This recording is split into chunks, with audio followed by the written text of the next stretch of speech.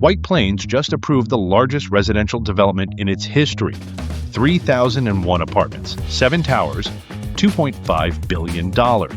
And the project is already smaller than what was proposed. Here's why that matters. This is the Westchester Brief. I'm Jim. Let's get into it. On December 1st, the White Plains Common Council unanimously approved zoning changes for District Galleria, the redevelopment of the former Galleria Mall site.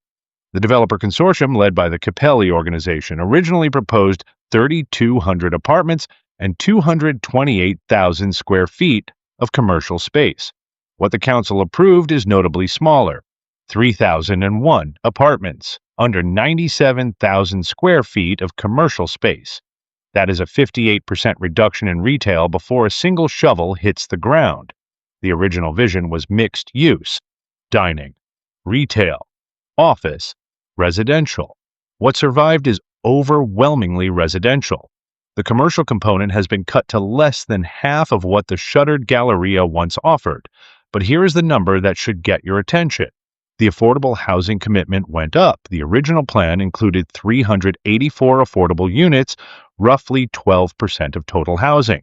The approved plan includes 800 affordable units. That is 27%, 300 units within the residential towers, and 500 additional units in 2 buildings on the municipal garage property. That increase did not happen by accident. It happened because the council leveraged the rezoning approval to extract a significantly better deal.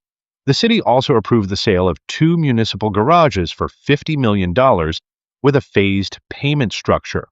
The critical date is June 30th. That is when the Capelli organization's option to purchase either 51% of the project or the entire redevelopment expires. If Capelli does not exercise that option, the project enters limbo.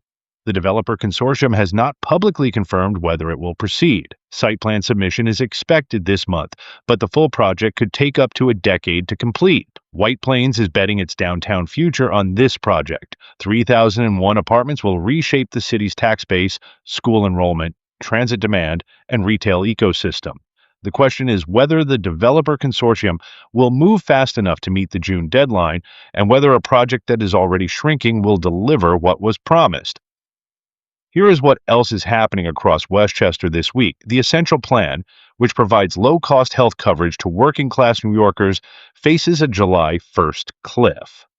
The federal government eliminated funding for the expanded tier covering individuals earning between 200 and 250% of the federal poverty level.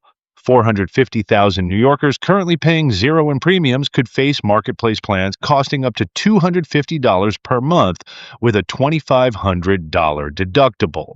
Westchester has an estimated 100,000 residents enrolled. Governor Hochul announced $16 million in state funding for New Rochelle's Link revitalization plan. The project supports over 11,000 authorized housing units near the downtown train station, with the potential for an additional 1,500 units. The investment is part of the state's Mid-Hudson Momentum Fund. Westchester County named Felicia Villanueva as its second poet laureate on January 23rd.